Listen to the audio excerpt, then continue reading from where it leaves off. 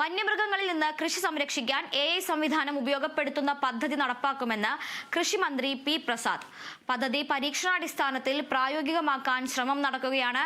മലപ്പുറം ജില്ലാ പഞ്ചായത്തും കാർഷിക വികസന കർഷകക്ഷേമ വകുപ്പും സംയുക്തമായി ചുങ്കത്തറ മുട്ടിക്കടവ് ജില്ലാ കൃഷിത്തോട്ടത്തിൽ സംഘടിപ്പിക്കുന്ന കാർഷിക മേളയായ നിറപൊലി 2025 ഉദ്ഘാടനം ചെയ്ത് സംസാരിക്കുകയായിരുന്നു മന്ത്രി.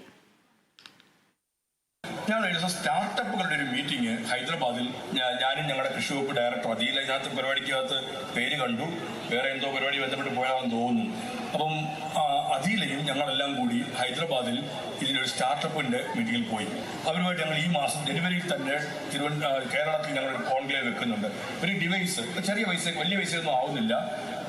ആനയെയും പന്നിയെയും ഒക്കെ ഓടിക്കാൻ പറ്റുന്ന തരത്തിൽ ഇവിടെ നേരത്തെ ജില്ലാ പഞ്ചായത്ത് പ്രസിഡന്റ് പറഞ്ഞതുപോലെ നിർമ്മിത ബുദ്ധിയുടെ ആർട്ടിഫിഷ്യൽ ഇന്റലിജൻസിന്റെ സഹായത്തോടു കൂടി ഈ മൃഗം അടുത്തു വന്നാൽ പ്രത്യേകമായ സൗണ്ട് പുറപ്പെടുവിച്ച് ഓടിക്കാൻ പറ്റുന്ന ഒരുണ്ട്. അപ്പൊ ഇങ്ങനെയുള്ള പുതിയ മാർഗങ്ങൾ കൂടി ഞങ്ങൾ തേടുന്നുണ്ട്. ഞങ്ങളത് ഞങ്ങളുടെ ഉത്തരവാദിത്തമായി തന്നെ കൃഷി വകുപ്പിന്റെ മുൻകൈയിൽ പരീക്ഷണ അടിസ്ഥാനത്തിൽ കേരളത്തിൽ അത് പ്രയോഗിച്ചു നോക്കുന്നതിനാണ് ഞങ്ങൾ ഇപ്പോൾ ശ്രമിച്ചുകൊണ്ടിരിക്കുന്നത്.